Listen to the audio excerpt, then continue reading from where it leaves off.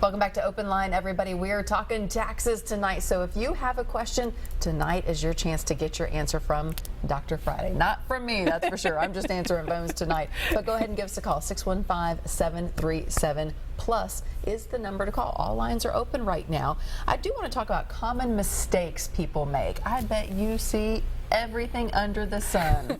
Well, there's the simple mistakes where people will put the wrong name because they go by nicknames, and they'll transpose the Social Security numbers, or they'll put their children's names and transpose those. So anything like that. The good news is if you're e-filing nowadays, a lot of that is kind of picked up before it goes out. It'll get rejected, so you'll have to fix it and then you figure out what it is.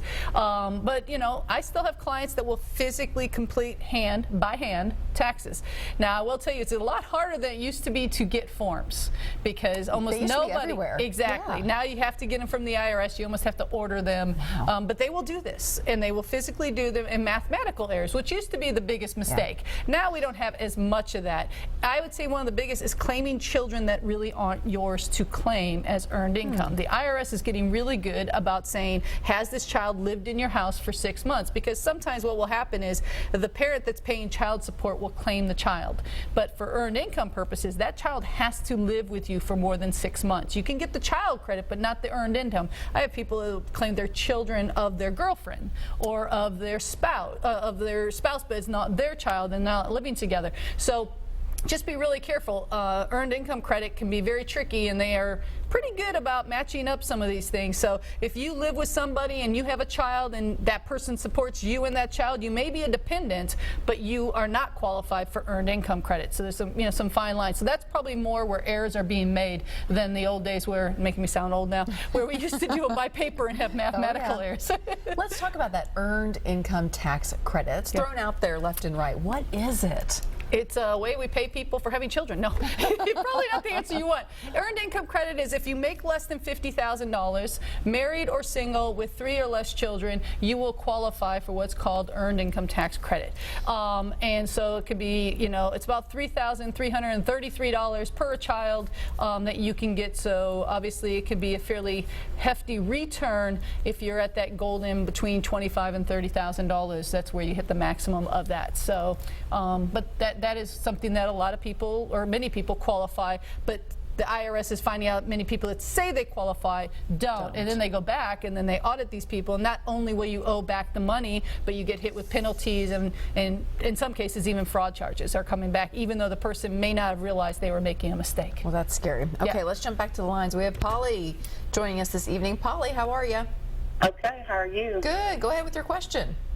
Well, this is my first year not to have to file, so I'm a little jittery. I can understand that. Me too. Don't want to make that mistake. Should have I filed? Yeah. Well, my husband died 6 years ago, and I finally became old enough to get widow's pay. Okay. No insurance or Medicare or anything like that. But I had an IRA, and that needed, the taxes need to be paid on it. I also had interest from a student loan, and I had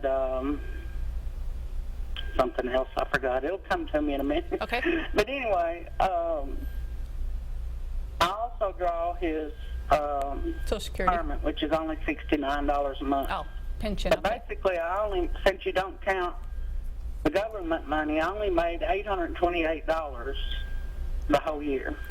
Okay, well, in that case, you do actually count the government, half of what the government gives you, Social Security and provisional income. We do count half of it. But in your particular case, when you're saying it's $800 for the entire year, or $800 a month, or a year? That would be the retirement. Okay, so the retirement for the year, but you also said you had an IRA. Did you take money out of it? Yes, I took it all out. How much was that? $9,600 something. Okay. Yeah, you're going to probably have to still file this year. Well, I went and filed, and it came up. Was zero? Everything came up zero, and I went and do it again. Okay, okay. I know I owe this, and I don't want to get in trouble. No, I mean, if you were under, but you're basically as a single person, you would have been allowed $10,000. What you were saying, though, is like a little bit over $9,000 plus that 8. Sounds like you were at $10,000. After that, you wouldn't have had Social Security yet kick in, but you wouldn't have, anything above that. So as long as you went in and double checked, you're probably right on that line. So you're, I would say that's a good idea that you checked, though, because you were very close to it. So I'm glad you don't have to file. Yeah, congratulations. We all look forward to that day. Yes, Polly, thank you for It being makes me scared. I've done it all my life, and I'm like, I don't like this. It's a big change. It's a big change. It's kind of scary, yeah. Polly, Just thank been it you. improving, I did do it. There you go. Have a good night. All right, thank you. Let's talk to Karen. Karen, what's your question this evening? I want to know what the penalty is for not having insurance for a married couple with no children. Well, our children are long grown.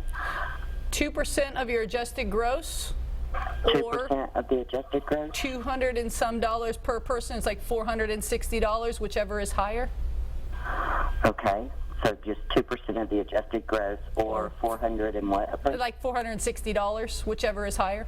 Whichever is higher. Okay.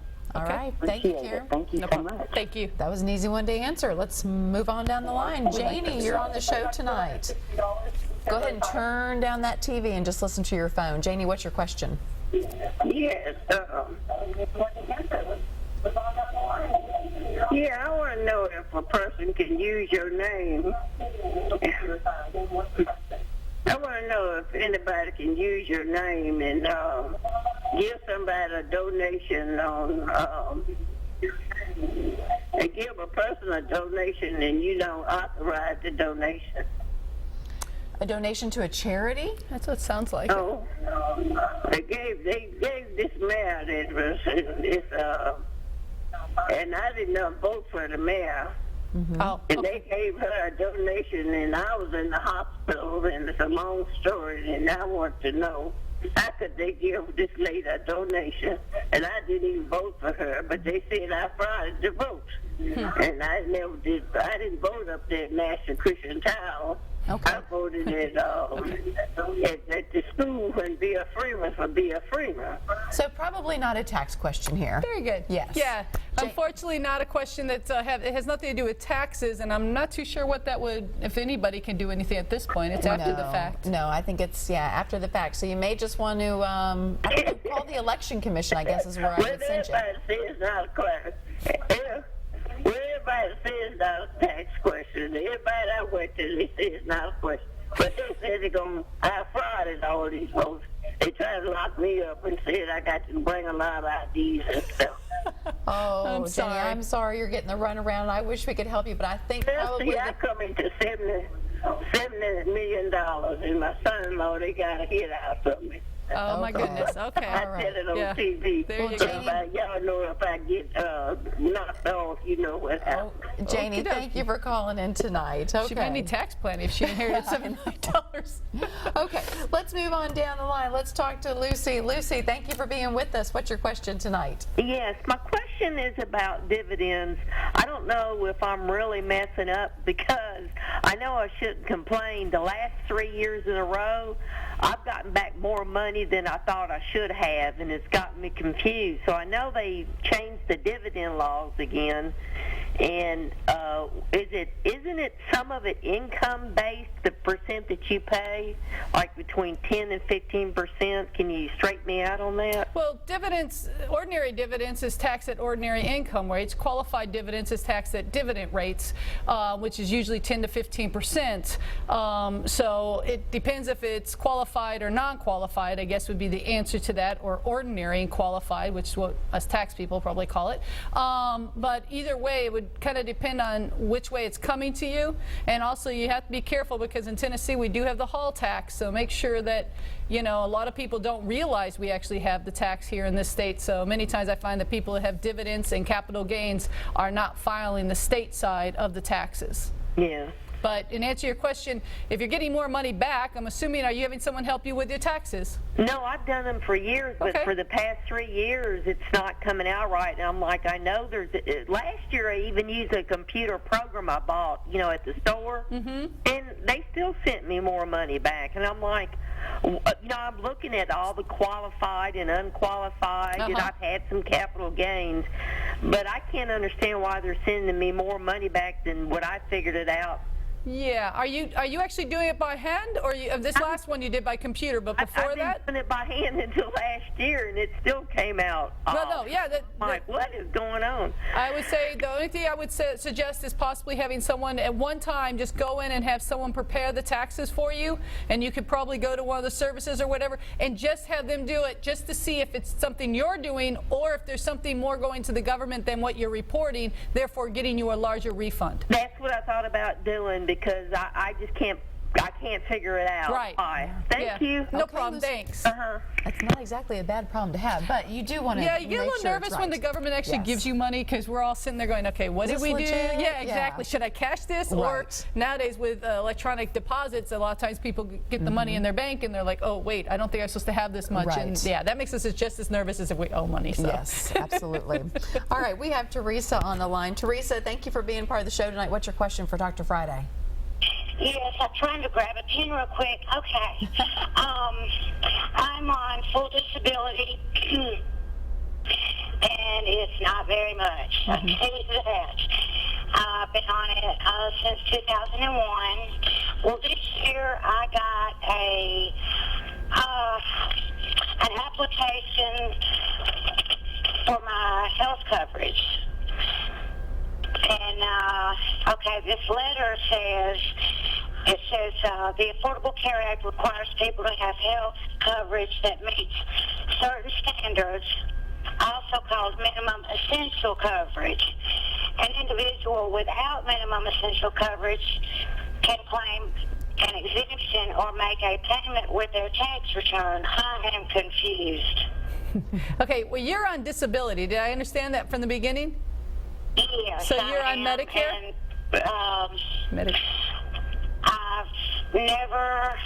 I've never had to pay a hospital bill. I have really great insurance. Okay, but I'm saying, are you on the state Medicare or the federal? I mean, you're on disability, either state or federal, correct? Yes, I am on Medicare, and I'm also on Advantage. Okay, so you have a secondary that covers you after the thing. In answer to your question, that letter really doesn't apply to you. It's trying to tell people, that's the one that was sent out to just about everybody, and it's basically saying that if you went into the marketplace, there are some assistance up to $2,125, I believe, that you can get to help. But if you report your income and it changes, you may have to pay it back, and you can pay it back on your tax return. So it doesn't really apply at all because you're probably not filing taxes because all you have is disability.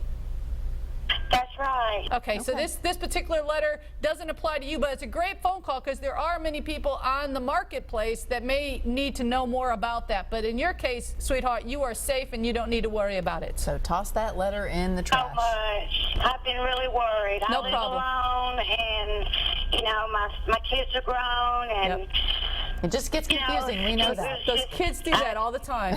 Just grow up on Yeah.